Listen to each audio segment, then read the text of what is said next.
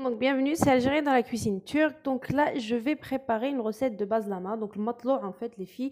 Donc c'est du pain et là je vais vous donner les ingrédients, c'est celle de Nermine Yazeletache. Donc voilà comment c'est ensemble. Vous pouvez le faire à la main, elle l'a fait à la main, mais moi je vais le faire au robot. Donc pour cela, il vous faut 2 verres. Les verres ils font 250 millilitres.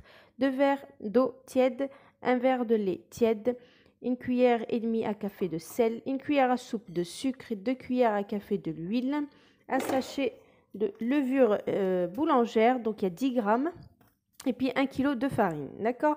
Donc je vais tout mettre, tout ce qui est liquide dans mon pétrin, d'accord. Donc on va commencer, hop là, comme ça vous voyez, donc l'eau, les 2 verres d'eau, un verre de lait, donc tout ça tiède, on met le sel, le sucre, tout ça un petit peu. Je manque de lumière, mais bon, en plus il fait gris, donc ça n'arrange pas. Donc je vais mettre l'huile, les 2 cuillères à soupe. Voilà. Donc ma levure boulangère. Et ensuite, je n'ai plus qu'à mettre la farine, donc 1 kg. Donc je vais mettre au fur et à mesure, hein. Mettez pas tout, mais bon, 1 kg ça devrait le faire. Voilà. Mélangez toujours un petit peu, histoire que la levure boulangère dilue. Et puis on va rajouter la farine et puis c'est tout. Après, il faudra attendre que ça se repose, que ça double de volume. Donc moi j'ai 1 heure de sport, donc je vais aller au step. Quand je reviendrai, donc je formerai mes boules, d'accord. Donc là je le fais maintenant, comme ça a le temps de reposer, d'accord. Je vais en mettre un petit peu, juste un petit peu. Je vais pas mettre le kilo entier et je vais commencer à mettre en marche et je rajouterai au fur et à mesure. Allez, go.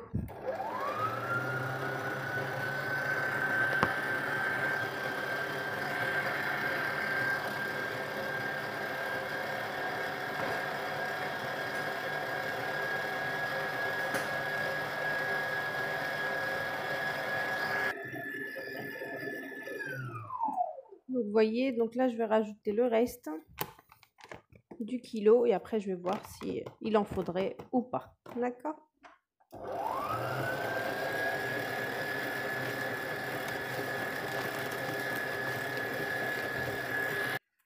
Donc là, après 1 kilo, regardez le résultat. Je vais rajouter un tout petit peu, mais vraiment un petit peu, parce que dans tous les cas, la pâte, il faut qu'elle soit collante. D'accord?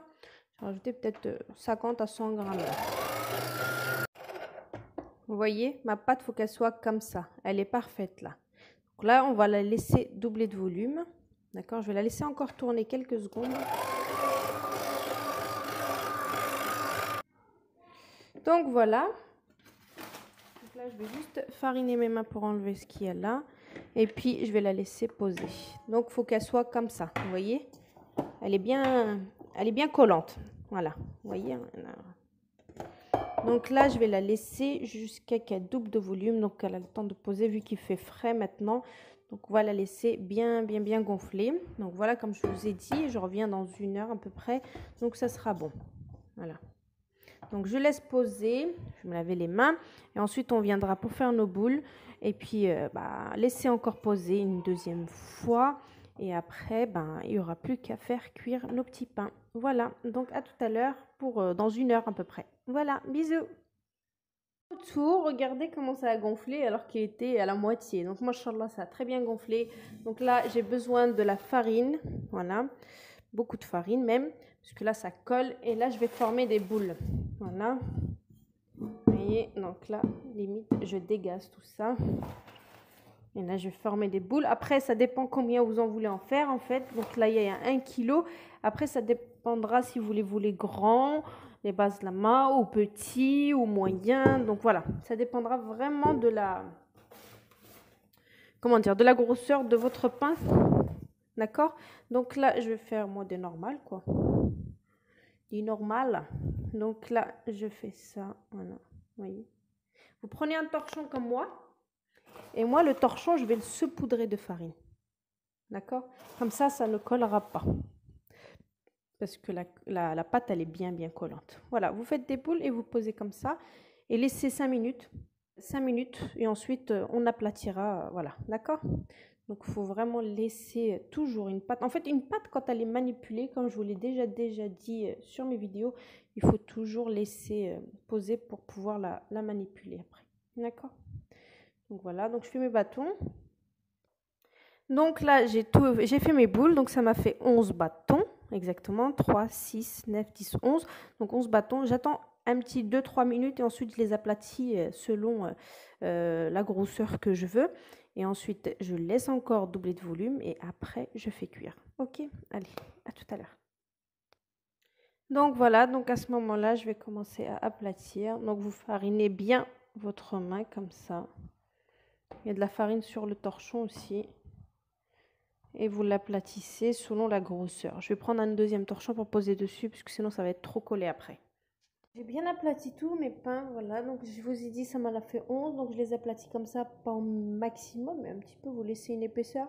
Et là, je vais couvrir d'un autre torchon et je vais laisser poser, ensuite il n'y aurait plus qu'à faire cuire, d'accord? Donc on laisse poser et je reviens pour la cuisson. Donc après la cuisson, vous pouvez très bien la faire à la crêpière.